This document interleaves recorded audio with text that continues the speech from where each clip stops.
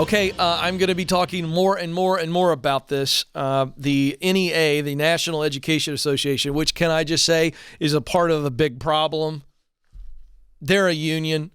Simply put, they're all about politics and self-preservation. They are a part of the problem in our education system in the United States. However, I'm not going to bang on them this segment. That's going to be my little, I'll save them for later. I'm going to pick a fight with them at some point. But first, they have a recent survey. They represent nearly 3 million teachers, and they did a recent survey. And you ready for this? This is shocking stuff, folks, and you better pay attention. You, the people, better pay attention to this, because this is a dumpster fire problem in the United States. And I'm not in any way being melodramatic. You be the judge if I am. 55% of educators are now saying they are going to leave teaching. 55%. A profession they loved. Past tense. All right, more on that in a second. According to the Bureau of Labor Statistics, there are currently 567,000 fewer educators. Please listen to me. In America's public schools today than there were before the pandemic. Folks, that's 2 years ago. There are over 500,000 less teachers in the profession in 2 years. Folks, the dumpster is on fire. Don't forget what we're talking about here. I love me some teachers. All you got to do is follow me on Instagram at Ken Coleman and watch these posts and look what the teachers are saying when I rail on this stuff. They're thanking me. They're asking me to do more. I'm going to. We're working on it. I got to get some approvals from the brass. They're thanking me. But can I just say that the teachers aren't the biggest problem? Because those are talented men and women that the private sector would welcome with open arms if they wanted to leave, and they are. Can I tell you who the big victims are? It's the kids, whose grades have suffered, whose mental and emotional health has suffered through the pandemic, and all of the stupid bureaucratic politicians making decisions about stuff they don't know anything about. A little spicy? Somebody has to say it.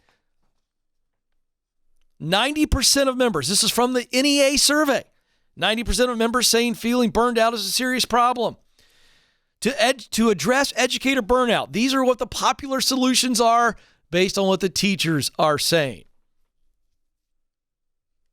Raising educator salaries, followed by providing additional mental health support for students, hiring more teachers, and hiring more support staff.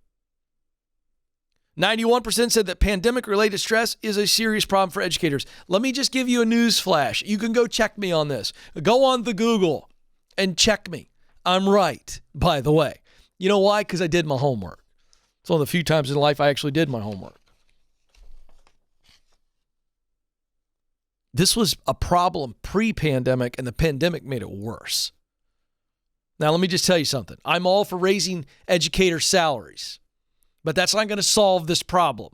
Do I think teachers should be paid more? Yeah, but that's not going to solve the problem. How do I know? Because I've talked to the teachers. It will be an emotional Band-Aid that will last maybe 30 days. However, I talked to teachers. You know what they told me? They're being asked to become counselors. They are not trained to be counselors for kids, and they are spending so much of their time trying to support students' mental health issues, and that's not their job. They told me that. They're not qualified for it. It's draining for them. They're hired to teach and guide. So we need better counseling situations in schools. Hiring more support staff, teacher aides, and less paperwork. Stop with all the bureaucratic bull you know what. They told me this. It's obnoxious. It's unnecessary. So, what are we going to do about it? Right now, public education is in the incapable, incompetent hands of Congress and the bureaucrats. Parents, grandparents, we the people, we wield a very powerful voice.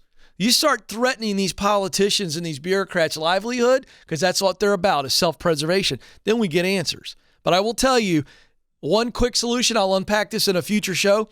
We spend over $2.5 billion a year, all the states combined, on those ridiculous, worthless, stress-inducing standardized tests. You want to measure a kid's performance? Look at their report card, you boneheads. Standardized tests doesn't tell you anything. Stressing teachers out and kids out. $2.5 billion, probably closer to $3 billion.